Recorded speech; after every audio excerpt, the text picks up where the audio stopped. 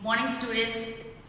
ఈరోజు మనం కేంద్ర రాష్ట్రాల మధ్య రిలేషన్స్ కొనసాగించడానికి కావలసిన కొన్ని రాజ్యాంగేతర సంస్థల గురించి డిస్కస్ చేసుకుందామండి.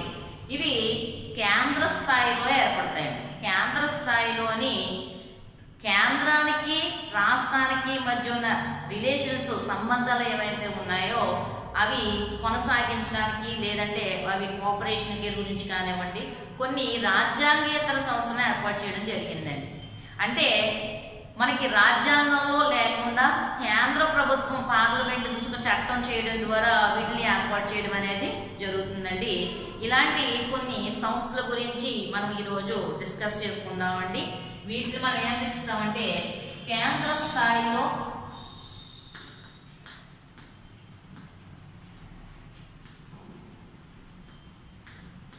రాజ్యాంగేతర సంస్థలు అంటారు. కేంద్ర స్థాయిలో రాజ్యాంగేతర సంస్థ అంటారు. దీన్ని మన ఇంగ్లీష్లో ఎక్స్ట్రా కాన్స్టిట్యూషనల్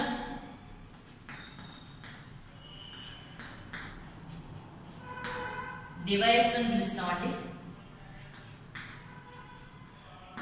దీన్నే మనం అడ్వైజరీ బాడీస్ అని కూడా పిలుస్తాం.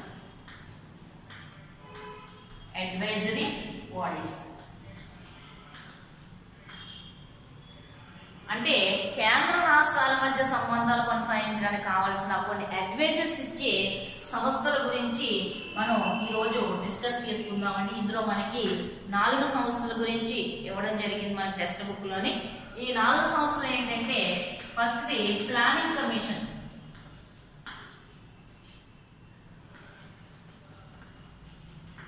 ప్లానింగ్ కమిషన్ అండి. దీన్నే మనం నీతి ఆయోగ్ అని పిలుస్తాం.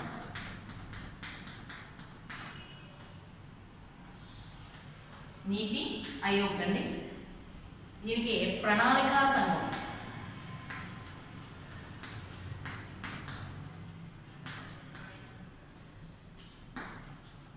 నీతి ఆయోగ్.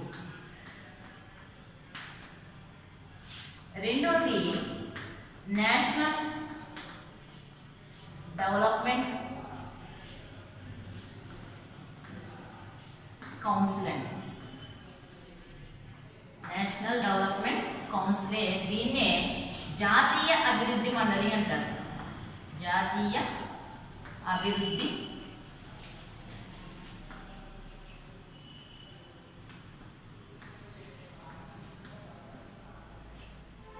మండలి అని పిలుస్తాం. ఈ మూడోది ఇంటర్ స్టేట్ కౌన్సిల్ ఒకటి ఉందండి. అలాగే నేషనల్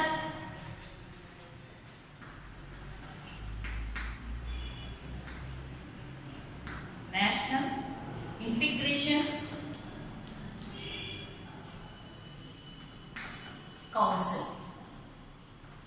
నేషనల్ ఇంటిగ్రేషన్ కౌన్సిల్ అండి. జాతీయ సమగ్రతా మండలి, దీన్ని తెలుగులో జాతీయ సమగ్రతా మండలి అని పిలుస్తారు.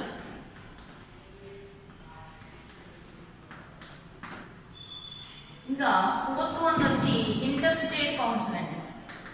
ఇంటర్ స్టేట్ కౌన్సిల్, దీన్నే అంతర్రాష్ట్ర మండలి అంటారు. అంతర్రాష్ట్ర మండలి అంటారు. ఇవి మనకి ఒక్కొక్కటి ఒక్కొక్క 2 మార్క్స్ క్వశ్చన్కి ఇచ్చే అవకాశం ఉందండి. మనం షార్ట్ కట్ లో దీని గురించి డిస్కస్ చేసుకుందాం. ఒక్కొక్క 4 పాయింట్స్ చెప్పిన. ఫస్ట్ ప్లానింగ్ కమిషన్, దీన్ని ప్రణాళికా సంఘంలోకి నీతి ఆయోగ్ అంటారండి. అదే నేషనల్ డెవలప్మెంట్ కౌన్సిల్ జాతీయ అభివృద్ధి మండలి, నేషనల్ ఇంటిగ్రేషన్ కౌన్సిల్ అంటారు జాతీయ సమగ్రతా మండలి అండి. ఇంటర్ స్టేట్ కౌన్సిల్ అంతర్రాష్ట్ర మండలి అండి. ఈ అన్నిటిలోని ఇంటర్ స్టేట్ కౌన్సిల్ మాత్రమే మనకి ఆర్టికల్ ఉందండి. అంటే రాజ్యాంగ పరంగా 263 ఆర్టికల్ ద్వారా మనకి ఇంటర్ స్టేట్ కౌన్సిల్ ఏర్పాటు చేయడం జరిగింది. మిగతా మూడింటికి కూడా మనకి దీనికి ఆర్టికల్స్ ఉండవండి, ఎందుకంటే ఇది రాజ్యాంగపరంగా ఏర్పడిన సంస్థలు కావండి. ఇక్కడ మనకి కేంద్ర ప్రభుత్వం ఏదైనా ఒక ప్రభుత్వం పార్లమెంట్ యాక్ట్ చేయడం ద్వారా వీటిని ఏర్పాటు చేయడం అనేది జరిగింది. ఇందులో మార్పులు చేర్పులు ఏమైనా సరే మనకి పార్లమెంటు చేయొచ్చు అనమాట, ఎప్పుడు కావాలంటే చేయొచ్చు. ఇది ఇప్పుడు ఒక్కొక్క దాని గురించి మనం ఎక్స్ప్లెయిన్ చేసుకుందాం ఎలా ఉంటుందో ఒకసారి. ఫస్ట్ వన్ ఏంటంటే ప్లానింగ్ కమిషన్ లేదా నీతి ఆయోగ్ అండి. ప్లానింగ్ కమిషన్ లేదా నీతి ఆయోగ్ అని పిలుస్తారు. దీన్నే మనం ప్రణాళికా సంఘం అని పిలుస్తాం. ఈ ప్రణాళికా సంఘం అనేది అంటే planning commission was set up 1915. ఎప్పుడు ఏర్పాటు చేశారండి? 1950లో ఏర్పాటు చేయడం అనేది జరిగింది. ఏంటండి ప్రణాళికా సంఘం. అప్పుడు మనకి ఫస్ట్ ప్రైమ్ మినిస్టర్ ఎవరండి? First PM Jawaharlal Nehru.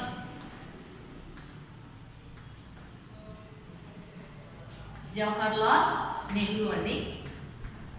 ఈ జవహర్లాల్ నెహ్రూ గారు మనకి ఫస్ట్ పిఎంగా ఉన్నారు. ఆయన మనకి ప్రణాళికా సంఘాన్ని స్టార్ట్ చేయడం జరిగిందండి మొట్టమొదటిసారిగా 1950లోనండి. అయితే ఈ ప్రణాళికా సంఘం అనేది ఏం చేస్తుందండి? అప్పుడు దీనికి ఫస్ట్ చైర్మన్ గా కూడా ఆయనే ఉన్నారండి. ఫస్ట్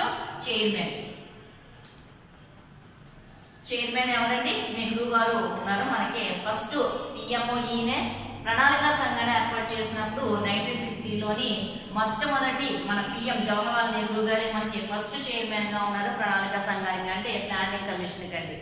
ఈ ప్రణాళిక సంఘం ఏం చేస్తుందంటే ప్రతి 5 సంవత్సరాలకు ఒకసారి ప్రణాళికల్ని తయారు చేయడం, అంటే ముందస్తు జరగబోయే దాన్ని మనకి ముందే అంచనా వేసి దానికి ఎకనామికల్ గా సోషల్ డెవలప్మెంట్ గురించి ఇది ఏం చేసేదంటే తన యొక్క సలహాలను ఇవ్వడం జరిగేది. 5 సంవత్సరాలకు ఒకసారి ఈ ప్రణాళికలు తయారు చేసేదండి.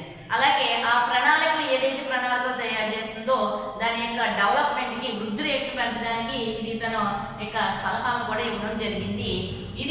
దీనికి ఫస్ట్ మనకి చైర్మన్ గా మనకి నెహ్రూ గారు ఉన్నారండి. దీన్ని 1950లో ఏర్పాటు చేయడం జరిగింది. అయితే రీసెంట్ గా 2015 వరకు కూడా మనకి ప్రణాళిక సంఘం అనేక రకాల ప్రణాళికలను ఏర్పాటు చేయడం జరిగింది. పంచవర్ష ప్రణాళికలు ఏర్పాటు చేశారు. అలాగే ఒక్కొక్కసారి మనకి 1 ఇయర్ ప్లానింగ్ కూడా ఏర్పాటు చేయడం అనేది జరిగిందండి. ఇది ప్రణాళిక సంఘం గురించి. అయితే మనకి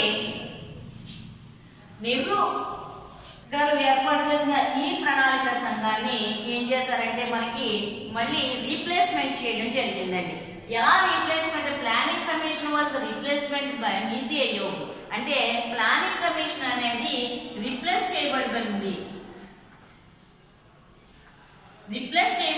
ఎలా చేయబడింది అంటే నీతి ఆయోగ్ కింద. నీతి ఆయోగ్ గా పేరు మార్చడం జరిగింది. ఎవరు మార్చారండి అని అంటే మనకి ఫస్ట్ ఎప్పుడంటే 1 జనవరి 2015లోనండి. ఎప్పుడంటే 2015లో మనకి నరేంద్ర దామోదర్ దాస్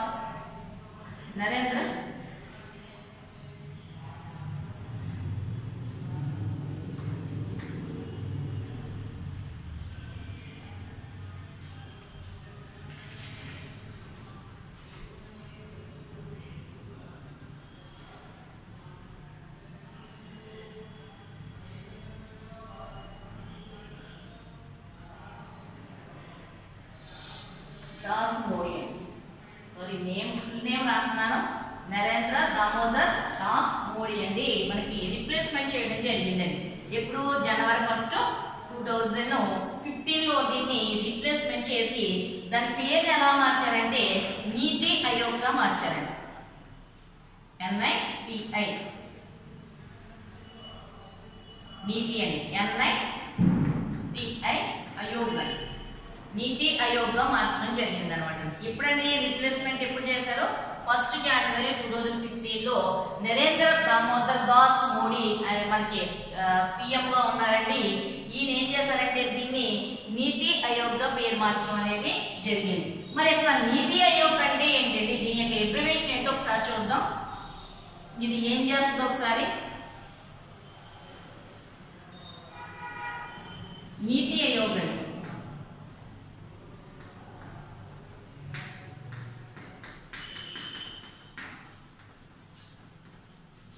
నీతి ఆయోగ్ దీన్ని మనకి మోడీ గారు ఏర్పాటు చేయడం జరిగింది. ఎప్పుడంటే 1 జనవరి 2015లో ఏర్పాటు చేయడం జరిగింది. దేనికి రీప్లేస్మెంట్ గా ఏర్పాటు చేశారు? ప్లానింగ్ కమిషన్ కి రీప్లేస్మెంట్ గా ఏర్పాటు చేయడం జరిగింది. అంటే నీతి అంటే ఏంటండి? NITI నీతి అంటే national institution for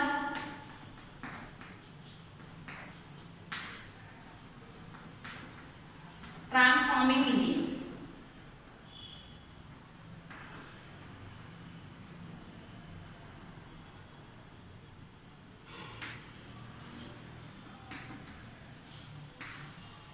national institution for transforming India.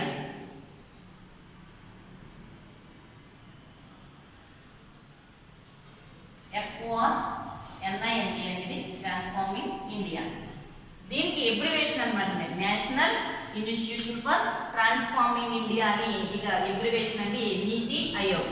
Aayog అంటే నివాసం లేదా ఉండే ప్లేస్ ని మనం ఆయోగ్ అని పిలుస్తాము. National institution for transforming India అని చెప్పేసి ఇలా పేరు మార్చడం జరిగిందండి. ఎప్పుడంటే 2015లో జనవరి 1 ని మార్చడం జరిగింది. ఈ నీతి ఆయోగ్ యొక్క ఫస్ట్ చైర్మన్ ఎవరండి అంటే ఫస్ట్ చైర్మన్ ఆఫ్ నీతి ఆయోగ్ అండి ఎవరండి? మోడీ గారు, నరేంద్ర మోడీ అండి. నరేంద్ర మోడీ ఫస్ట్ మనకి చైర్మన్ గా ఉన్నారంటే ఎవరు పిఎం గా ఉంటే వాళ్ళే దీని యొక్క చైర్మన్ గా ఉండడం జరుగుతుంది. అలాగే వైస్ చైర్మన్ గా మనకి vice chairman first vice chairman గా ఎవరున్నారంటే మనకి అరవింద్ పనగాడియా అండి.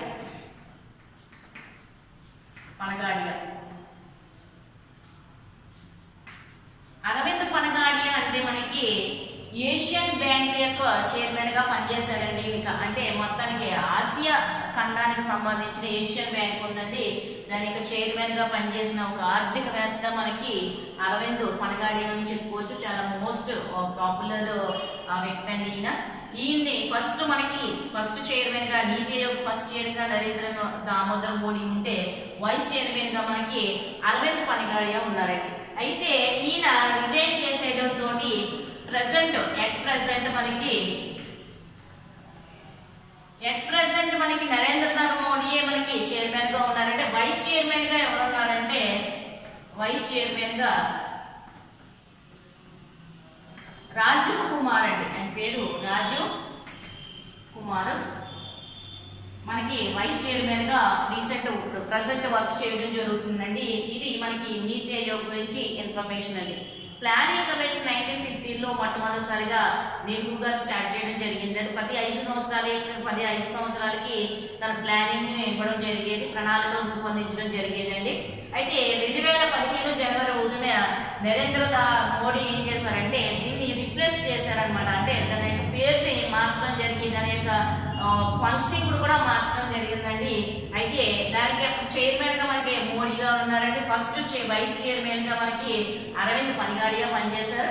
ప్రెసెంట్ అయితే మనకి వైస్ చైర్మన్ గా రాజీవ్ కుమార్ వర్క్ చేయడం అనేది జరుగుతుందండి. ఇది టెక్నికల్ గా ఎకనామికల్ గా టెక్నికల్ గా పరంగా ఇది తనకి అడ్వైజెస్ ఇవ్వడం జరుగుతుంది. ఇది అడ్వైజరీ బాడీ మాత్రమేనండి. ఇది ఎవరికంటే కేంద్ర ప్రభుత్వానికి కావాల్సిన అడ్వైజరీ బాడీగా ఇది నీతి ఆయోగ్ అనేది పనిచేయడం జరుగుతుంది. ఇది మనకి నీతి ఆయోగ్ గురించి ఇన్ఫర్మేషన్ అండి.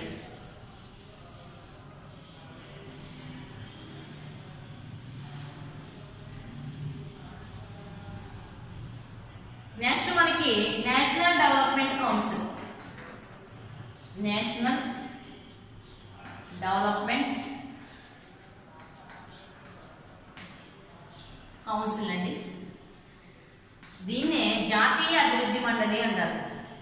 జాతీయ అభివృద్ధి మండలి అని పిలుస్తామండి. ఈ జాతీయ అభివృద్ధి మండలిని మనకి 1952లో ఏర్పాటు చేయడం జరిగింది. అయితే అసలు జాతీయ అభివృద్ధి మండలి అంటే ఏంటండి? ఇది ఎందుకంటేనంటే కేంద్ర రాష్ట్రాల మధ్య వచ్చిన ఏదైనా ఇష్యూస్ వస్తే కనుక ఆ ఇష్యూస్ ని పరిష్కరించడానికి ఒక మండలి అవసరమైంది. అదే జాతీయ అభివృద్ధి మండలి అండి. అంటే కేంద్రానికి రాష్ట్రానికి మధ్య అనేక సంఘటనలు మనకి ఇష్యూస్ వస్తూ అంటే అనేక రకాలుగా మనకి గొడవలు కానివ్వండి ఇవన్నీ జరుగుతూ ఉంటాయి. కేంద్ర రాష్ట్రాల మధ్య రకరకాల ఇష్యూస్ వస్తూ ఉంటాయి. అంటే మనకి కాంక్రీట్ లిస్ట్ లో కానివ్వండి లేదా ఇంకోటి కానీ వచ్చినప్పుడు ఈ జాతీయ అభివృద్ధి మండలి ఏం చేస్తుందంటే తన రెండింటికి మధ్య పరిష్కారం అనేది సూచించడం జరుగుతుందంటే ఈ జాతీయ అభివృద్ధి మండలి దగ్గరికి మనకి ఆ ఇష్యూ అనేది వెళ్ళడం జరుగుతుంది. కేంద్ర రాష్ట్రాల మధ్య వచ్చే ఇష్యూస్ ఏమైనా ఉంటే వాటిని సాల్వ్ చేయడానికి ఈ జాతీయ అభివృద్ధి మండలి అనేది ఏర్పాటు చేయడం అనేది జరిగిందండి. అంటే కేంద్ర రాష్ట్రాల మధ్య వచ్చే మనకి ఏదైనా సరే ప్రాబ్లమ్స్ ఏదైనా కూడా ఇది సాల్వ్ చేయడం అనేది జరుగుతుంది. మనకి ఎప్పుడు ఏర్పాటు చేశారంటే 1952లో మనకి ఇది ఎప్పుడు ఏర్పాటు చేశారో దీనికి సెటప్ 1952లో దీన్ని మొట్టమొదటిసారిగా ఏర్పాటు చేయడం జరిగింది. ఎవరు ఏర్పాటు చేశారంటే నెహ్రూ గారు. ఎవరు ఏర్పాటు చేశారు? మనకు అప్పుడు ఫస్ట్ చైర్మన్ గా మనకి నెహ్రూ గారు ఉన్నారు కాబట్టి ఈయన మనకి నెహ్రూ గారే దీన్ని 1962లో ఏర్పాటు చేయడం అయిందండి. దీనికి చైర్మన్ గా ఎవరు ఉంటారంటే చైర్మన్ గా పిఎం ఉంటారండి. అలాగే దీంతో పాటు మనకి చైర్మన్ పిఎం తో పాటు అన్ని రాష్ట్రాల యొక్క చీఫ్ మినిస్టర్స్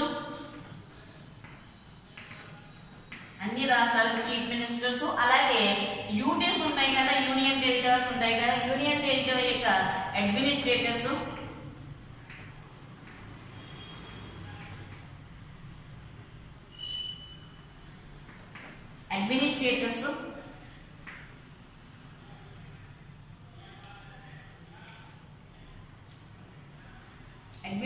ప్లానింగ్ కమిషన్ యొక్క మెంబర్స్. ఏదైతే ప్లానింగ్ కమిషన్ ఉందో దాని యొక్క మెంబర్స్ అందరూ కూడా ప్లానింగ్ కమిషన్ మెంబర్స్ అందరూ కూడా దీంట్లో సభ్యులుగా ఉన్నారండి. మెంబర్స్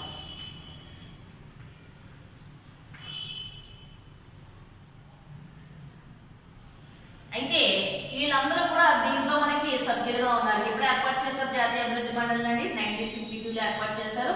ఫస్ట్ చైర్మన్ గా మనకి నెహ్రూ గారు ఉన్నారంటే నెహ్రూ ఫస్ట్ సీఎం. ఎప్పుడు కూడా మనకి ఎవరైతే దీని యొక్క చైర్మన్ గా ఎవరు ఉంటారో పిఎం ఉంటారండి. అలాగే అన్ని రాష్ట్రాలకు సంబంధించిన ముఖ్యమంత్రులు కూడా ఇందులో సభ్యులుగా ఉంటారు. అలాగే యూటీస్ యూనియన్ టెరిటరీస్ ఏవైతే ఉన్నాయో మనకి వాటి యొక్క అడ్మినిస్ట్రేటర్లు ఎవరైతే ఉన్నారో వాళ్ళు కూడా దీంట్లో మనకి సభ్యులుగా ఉంటారు. ప్లానింగ్ కమిషన్ యొక్క సభ్యులందరూ కూడా దీంట్లో సభ్యులుగా ఉంటారండి. సో ఇది మనకి నేషనల్ డెవలప్మెంట్ కౌన్సిల్. ఇది ఎందుకు అంటే కేంద్ర రాష్ట్రాల మధ్య వచ్చిన తగాదాలను పరిష్కరించడానికి జాతీయ అభివృద్ధి మండలి అనేది ఉంది. అంటే యూనియన్ స్టేట్ మధ్య వచ్చిన ఏదైనా ఇష్యూస్ ని రిసాల్వ్ చేయడానికి సాల్వ్ చేయడానికి ఇది ఏం చేస్తుందంటే పాటుపడుతుందని చెప్పొచ్చు. ఇది జాతీయ అభివృద్ధి మండలి అండి. 2 మార్క్స్ కాబట్టి మనకి మ్యాథ్ సరిపోతుందండి.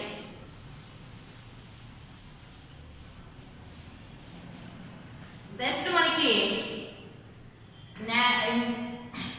నేషనల్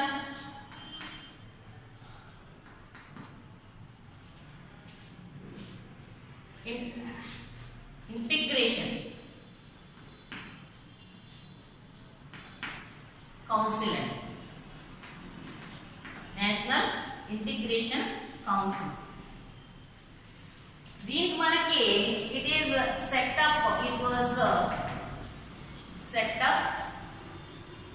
1961లో ఏర్పాటు చేయడం జరిగిందండి. ఇక్కడ ఇంటిగ్రేషన్ అంటే సమగ్రత అని అర్థం. ఏంటది? సమగ్రత అని అర్థం అండి. అంటే ఇందులో ఏంటంటే ఇది సమగ్రత అంటే ఏంటండి, ఇందులో ఏముంటుందంటే ఎందుకు ఉపయోగపడుతుంది అంటే ఇక్కడ మనకి దీన్ని ఏర్పాటు చేయడానికి గల కారణం ఏంటంటే మన భారతదేశంలో అనేక రకాల జాతులు ఉన్నాయి. అలాగే అనేక రకాల రకరకాల ప్రాంతాల వాళ్ళు ఉన్నారు, రకరకాల భాషల వాళ్ళు ఉన్నారు, రకరకాల మతాల వాళ్ళు ఉన్నారు.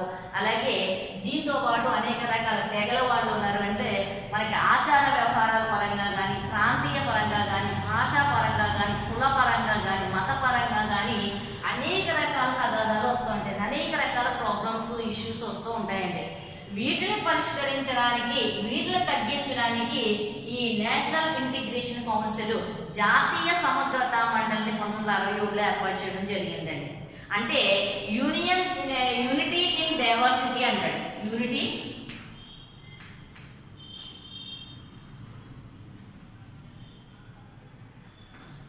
ఇన్ డైవర్సిటీ పిలుస్తారు.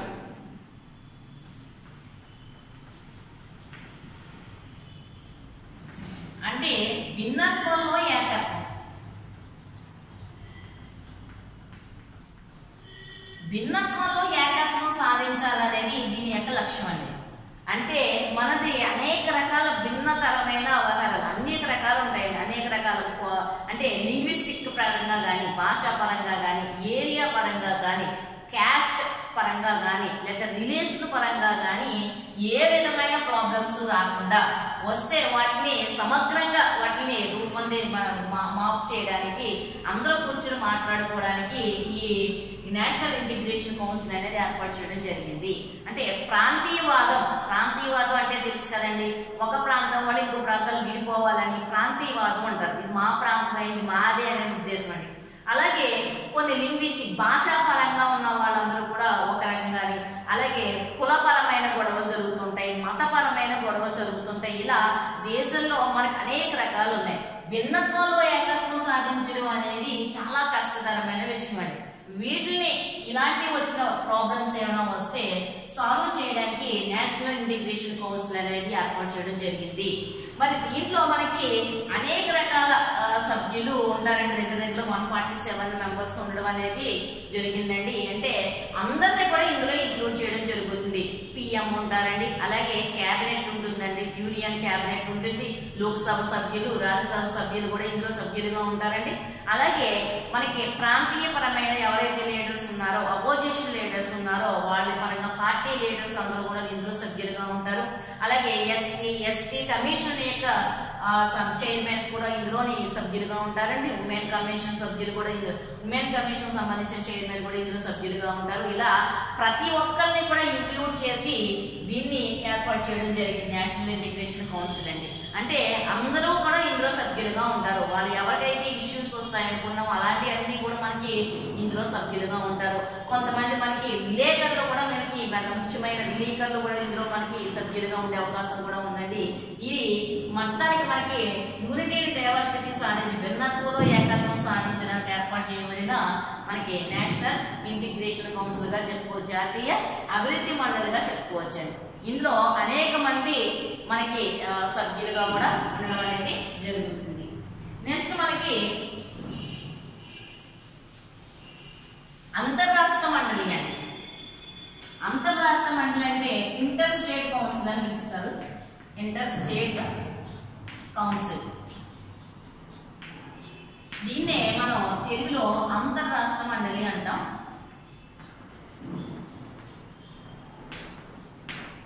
ఈ అంతర్రాష్ట్ర మండలి అనేది మనకి ఆర్టికల్ ద్వారా ఏర్పడిందండి. ఆర్టికల్ మనకి 263 మనకి అంతర్రాష్ట్ర మండలి గురించి తెలియజేస్తుంది. అసలు అంతర్రాష్ట్ర మండలి అంటే ఏంటండి, ఇందులో ఎవరెవరు ఉంటారండి ఈ ఇంటర్ స్టేట్ కౌన్సిల్లోని అని అంటే, దీన్ని ఎప్పుడు ఏర్పాటు చేశారంటే దీన్ని సెటప్ 1990లో ఏర్పాటు చేయడం జరిగిందండి. ఎప్పుడు ఏర్పాటు చేయడం జరిగింది? ఇది 1990లోని మే 28న ఏర్పాటు చేయడం జరిగింది.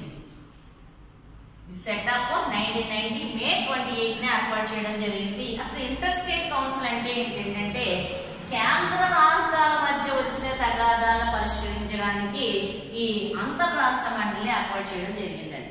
కేంద్ర రాష్ట్రాల మధ్య వచ్చిన ఏదైనా గొడవల్ని పరిష్కరించడానికి ఈ అంతర్రాష్ట్ర మండలి మనకి ఆర్టికల్ 263 ద్వారా ఏర్పాటు చేయడం జరిగింది. ఇది 1990లోని ఇది ఏర్పాటు చేయడం అనేది జరిగింది అనమాట. మేజర్ ఇష్యూస్ ఏదైతే వస్తాయో వాటిని యూనియన్ స్టేట్ మధ్య మేజర్ ఇష్యూస్ ఏవైతే వస్తాయో వాటిని సాల్వ్ చేయడానికి దీన్ని ఏర్పాటు చేయడం అనేది జరిగింది. ఇందులో కూడా మనకి పిఎం చైర్మన్ గా ఉంటారండి, అలాగే చీఫ్ మినిస్టర్స్ అందరూ కూడా దీంట్లో చైర్మన్ గా ఉంటారండి. అలాగే మనకి క్యాబినెట్ సంబంధించిన 6 సభ్యులు కూడా దీంట్లో మెంబర్స్ గా ఉంటారు. వీళ్ళందరూ కూడా ఇంటర్ స్టేట్ కౌన్సిల్ లో మెంబర్స్ గా ఉంటారండి. ఇది ఎందుకు అంటే ఏంటంటే యూనియన్ యూనియన్ స్టేట్స్ మధ్య వచ్చిన ఏదైనా మేజర్ ప్రాబ్లమ్ ని సాల్వ్ చేయడానికి ఈ అంతర్రాష్ట్ర మండలిని ఏర్పాటు చేయడం అనేది జరిగింది. ఇది మనకి ఈ 4 కూడా మనకి ఎక్స్ట్రా కాన్స్టిట్యూషనల్ డివైజెస్ అంటే అడ్వైజరీ బాడీస్ గా చెప్పుకోవచ్చు. ఇది ఒక జడ్జిమెంట్ గురించి కాదండి, ఇది ప్రాబ్లమ్ సాల్వ్ చేయడానికి ట్రై చేస్తూ ఉంటుంది. అది కూడా మనకి పిఎం గారి యొక్క అధ్యక్షతన ఇది మండలి అనేది నడవడం అనేది జరుగుతుందండి. యూనియన్ స్టేట్ మధ్య మంచి రిలేషన్స్ కొనసాగించడానికి ఈ మధ్య ఈ అడ్వైజరీ బాడీస్ అన్ని కూడా మనకి ఉపయోగపడతాయని చెప్పుకోవచ్చు. ఎందుకంటే ఇందులో మళ్ళీ అన్ని రాష్ట్రాలకు సంబంధించిన సీఎంస్ కూడా దీంట్లో సభ్యులుగా ఉంటారండి. పిఎం అధ్యక్షుడినే వాళ్ళు డిస్కస్ చేయడం కానీ, మీటింగ్స్ ఏర్పాటు చేసుకోవడం కానీ, ఏమైనా ఇష్యూస్ వస్తే వాటి ప్రాబ్లమ్స్ వస్తే వీటి దగ్గరికి అంతర్రాష్ట్ర మండలికి తీసుకెళ్ళడం కానీ ఇవన్నీ చేస్తూ ఉంటారు. కాబట్టి యూనియన్ స్టేట్ రిలేషన్స్ సజావంగా సాగడానికి వాటి మధ్య కోఆర్డినేషన్ కి అంటే కోఆపరేషన్ అలాగే కోఆర్డినేషన్ కి ఈ సంస్థలు అనేవి కూడా ఉపయోగపడతాయని మనం చెప్పుకోవచ్చు. ఇది మనకి ఇంటర్ స్టేట్ కౌన్సిల్ గురించి. ఓకేనండి, ఈ మనం రేపు సర్కారీ కమిషన్ గురించి ఎక్స్ప్లెయిన్ చేసుకున్నారు. మోస్ట్ ఇంపార్టెంట్ 5 మార్క్స్ వచ్చిన ఇవి మాత్రం 2 మార్క్స్ కి ఇంపార్టెంట్ అండి. Okay, thank you so much.